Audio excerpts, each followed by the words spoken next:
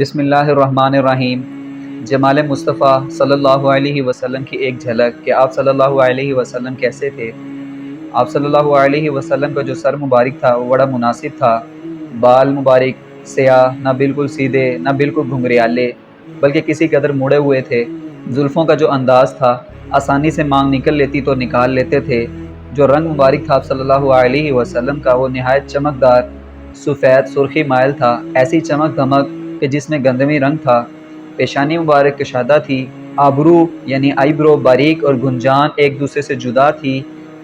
مبارک آنکھیں بڑی بڑی، آنکھوں کی پتلی سیاہ تھی، آنکھوں کی سفیدی میں سرخ ڈورے پڑے ہوئے تھے۔ آپ صلی اللہ علیہ وسلم کا ناک مبارک پر ایک چمک تھی۔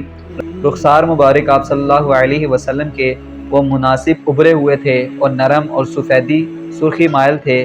چہرہ انور 14ویں کی چاند کی طرح چمکتا ہوا قدرے گولائی میں تھا۔